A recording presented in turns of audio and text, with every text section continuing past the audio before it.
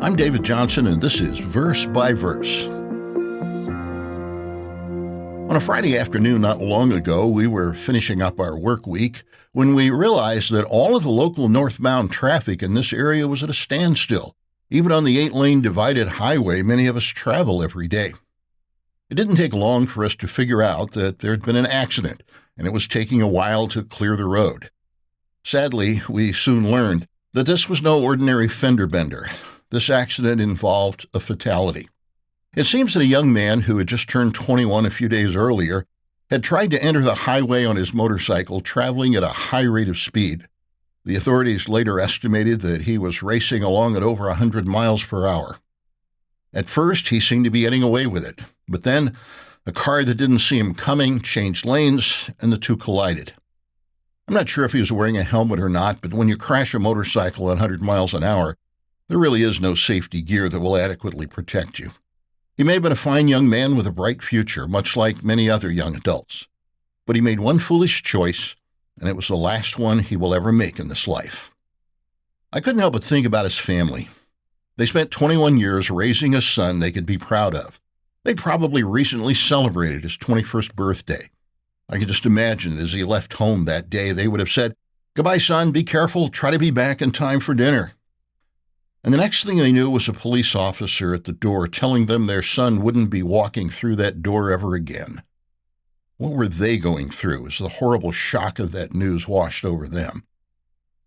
The Bible doesn't have anything directly to say about motorcycles or safety equipment or speed limits, but it does have a great deal to say about choices and their consequences. One particular passage came to mind as I thought about those heartbroken parents. Proverbs 17, verse 25. A foolish son is a grief to his father and a bitterness to her who bore him. This is the only time the Hebrew word that's translated bitterness occurs in Scripture. One Bible commentary describes it this way: while the father's grief is weighty, the mother's bitterness suggests something lodged deep in the soul, long-lasting and corrosive. Now, I'm certainly not trying to characterize this young man as a foolish son. I never met him. I have no reason to think he was a foolish person. He may have been the kind of son every parent would hope to have. But the fact is, he made one terribly foolish choice, and it changed several lives forever. There can be no doubt that every one of us could easily recount a number of foolish choices we've made in our lives.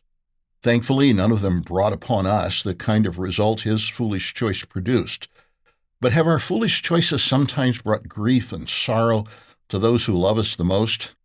It's important for us to realize that our choices can have a powerful impact upon others. Our passage in Proverbs specifically illustrates that by showing the impact upon parents, but those choices can hurt our friends, our mates, our children. So what can we do if we want to avoid making foolish choices? Just as the book of Proverbs shows the result of making poor choices, it also shows us how to make wise choices.